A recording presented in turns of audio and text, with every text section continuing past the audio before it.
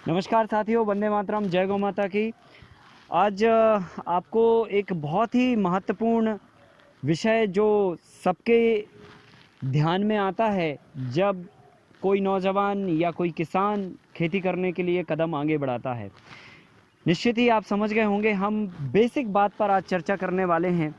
जैसा कि आप सभी लोग जानते हैं, जो किसान खेती कर रहे हैं या जो करने वाले हैं, खासकर उनके लिए जो मन बना रहे हैं खेती करने का, जो नौजवान साथी खेती के काम को करके अच्छा कमाना चाहते हैं, अच्छा लाइफस्टाइल जीना चाहते हैं, उन सभी के लिए एक बेसिक जो सवाल रहता है लोगों के दिमाग में कि हम खेत में पहला कदम क्या रखें और कैसे रखें।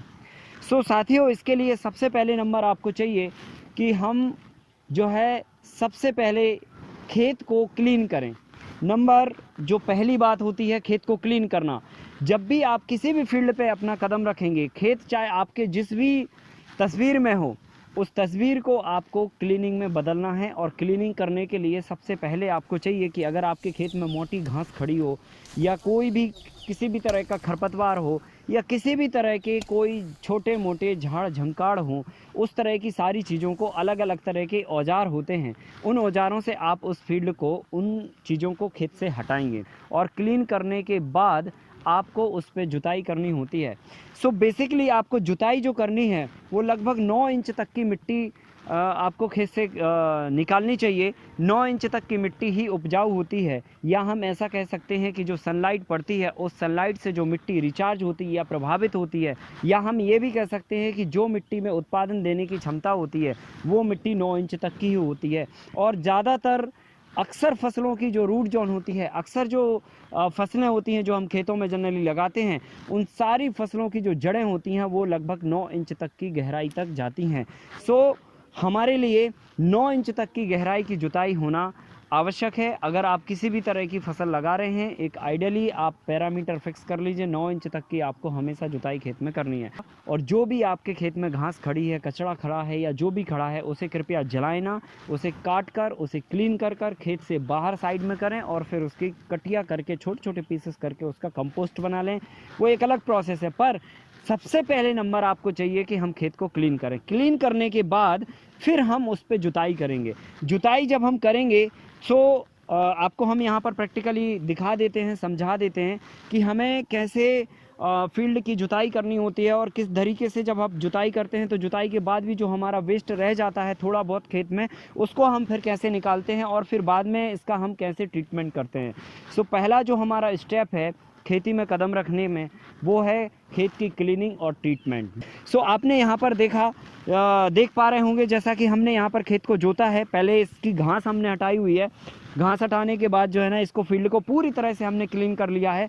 क्लीन करने के बाद हमने इस पर पहला ट्रैक्टर चलाया है या पहली इस पर जुताई मारी है। और जुताई जो हमने की है आपको हम यहाँ पर दिखा दें, लगभग हमने 9 इंच तक की जुताई की है। ये आप देख पा रहे होंगे, मिट्टी की गहराई लगभग 9 इंच तक की मिट्टी हमने यहाँ से इस खेत की निकाली है। और जो भी आप इसमें फसल लगाओगे या जो भी आप फसल लगाते हैं, उन सभी फसलों के लिए आपको 9 इंच तक की जो है जुताई आवश्यक होती है।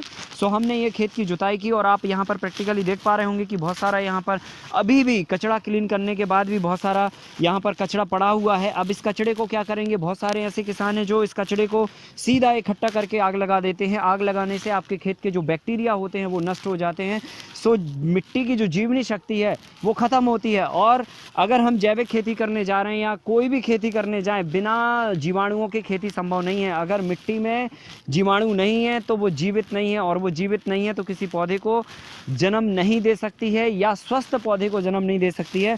आपको कचड़े को कभी भी खेत में आग नहीं लगानी है। और अगर इस तरह का कोई कचड़ा रह जाए, जैसा कि आप अभी देख पा रहे हैं, तो ये हमारे हाथ में पंजा है और इस पंजे से जो है हम इस कचड़े को जो रह गया है वो इस तरह से हम निकाल सकते हैं। अभी हमें खेत को क्लीन किया और क्लीन करने के बाद हमने फील्ड पे जुताई की, और जुताई करने के बाद जो वेस्ट अभी भी खेत में कचरा है उसको हमने निकाला। और ये निकालना बहुत आवश्यक है, अगर ये आप नहीं निकालते हैं सो ये फंगस के रूप में आपके खेत में तकलीफ़ पैदा करेगा, या जो भी आप फसल लगाओगे अगर ये पूरी तरह से खेत में कंपोस्ट नहीं हो पाया सो ये फंगस को जन्म देगा और आपकी फसल को ख़राब करेगा। सो ये निकालना बहुत ज़रूरी है। या तो फिर एक काम ये हो सकता है कि इसमें आप रोटावेटर चलाएं या इसको क्रैश करें या मिट्टी में मिक्स करें, और मिक्स करने के बाद आप डीकम्पोज़र का इस्तेमाल करें, जिसे आप खुद बना सकते हैं। गुड़, गोबर, गौमूत्र, उड़द की दाल का आटा और ईस्ट बैक्टीरिया लेकर इन सारी चीज़ों को 24 घंटे तक मिनिमम और 48 घंटे तक मैक्सिमम रखकर मिट्टी के बर्तन में या प्लास्टिक के बर्तन में कपड़े से उसका मुंह बंद करके रख सकते हैं, और उसे फिर 24 से 48 घंटे के बाद क्लॉकवाइज और एंटी क्लॉकवाइज घुमा के थोड़ा सा ज़्यादा पानी मिला के खेत में छिड़काव कर सकते हैं और वापस खेत की जुताई कर सकते हैं। ये आपका वेस्ट डीकम्पोज़र होगा जो कि आपके खेत में पड़े हुए वेस्ट को डीकम्पोज कर देगा, पचा देगा, सड़ा देगा, पूरी तरह से कंपोज कर देगा। फिर उसके बाद आप कोई अगर खेत में फसल लगाते हैं तो वो बहुत बेहतरीन तरीके से होती है।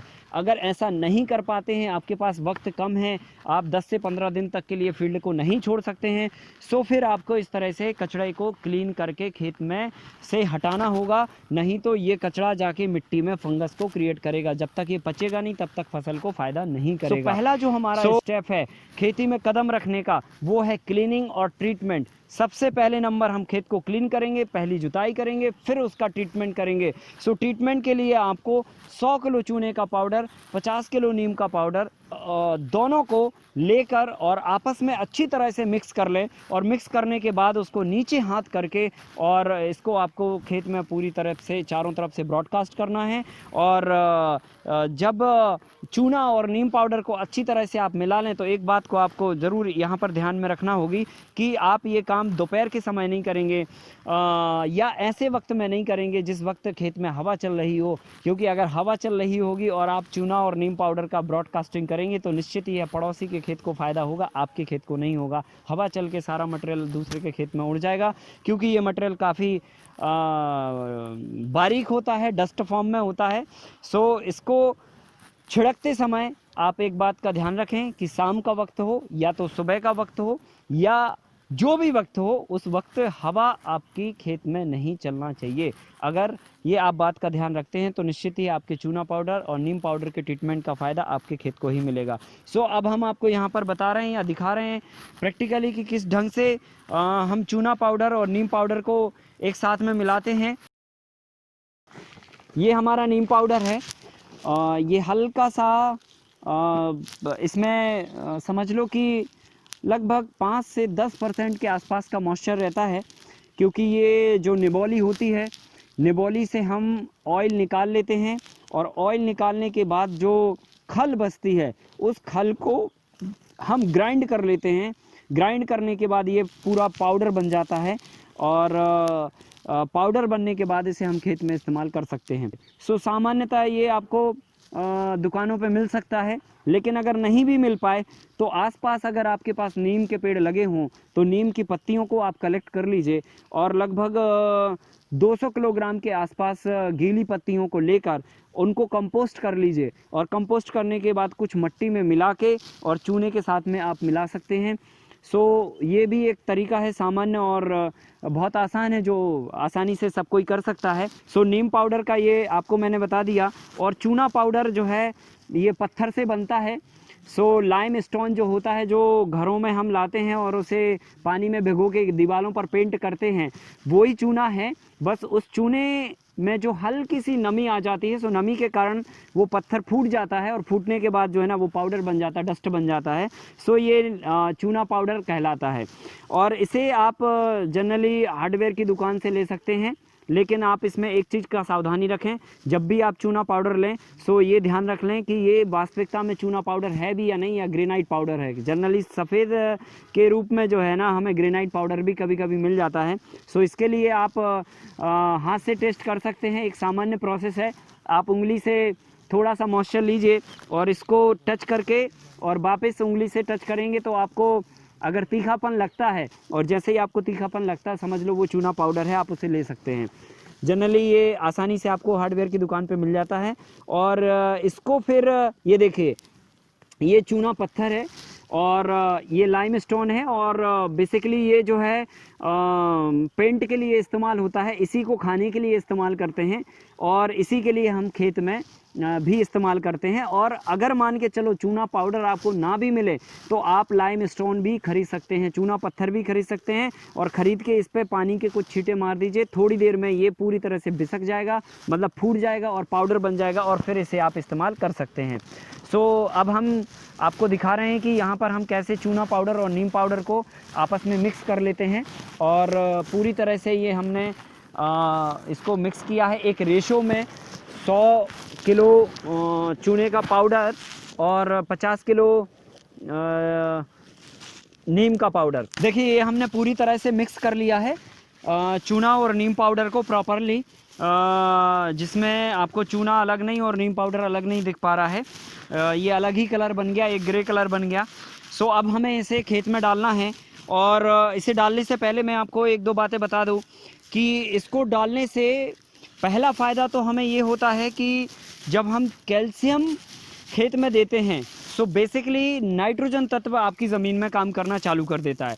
लगातार पिछले 60-70 वर्षों से हम लगातार यूरिया का इस्तेमाल कर रहे हैं और यूरिया के इस्तेमाल करने के कारण हमारी ज़मीन का जो चूना है या कैल्शियम तत्व है वो ख़त्म हो चुका है, क्योंकि जब नाइट्रोजन तत्व ज़मीन में काम करता है तो चूना ख़त्म होता है, चूने की रिक्वायरमेंट ज़्यादा होती है और चूना अगर हम नहीं डालते हैं तो नाइट्रोजन तत्व ठीक से काम नहीं करता है, सो पौधे की ग्रोथ अच्छे से नहीं हो पाती है। सो इसलिए भी हमें ये ज़रूरी है कि नाइट्रोजन तत्व अच्छे से काम करे, ठीक से काम करे। सामान्य स्थिति में 6.5 से 7.5 के पीएच वाली मिट्टी में आपको 100 किलोग्राम प्रति एकड़ के हिसाब से चूना पाउडर, 50 किलोग्राम प्रति एकड़ के हिसाब से नीम पाउडर, दोनों का मिक्सचर करके ट्रीटमेंट देना है।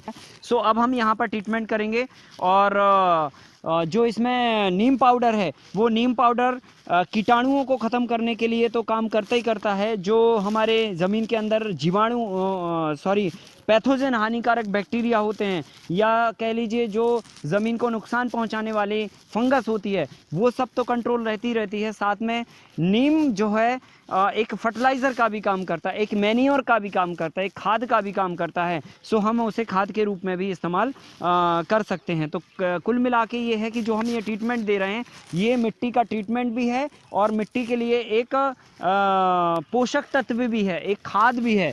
अब हम यहाँ पर जो है चूना पाउडर को और नीम पाउडर को ब्रॉडकास्ट करेंगे और ब्रॉडकास्ट करते समय आपको ये ध्यान रखना है आपकी मुट्ठी भरी होना चाहिए और मुट्ठी जो है ना बिल्कुल एकदम ज़मीन से सट के होना चाहिए। आप कितना भी करेंगे फिर भी ये जो है उड़ेगा।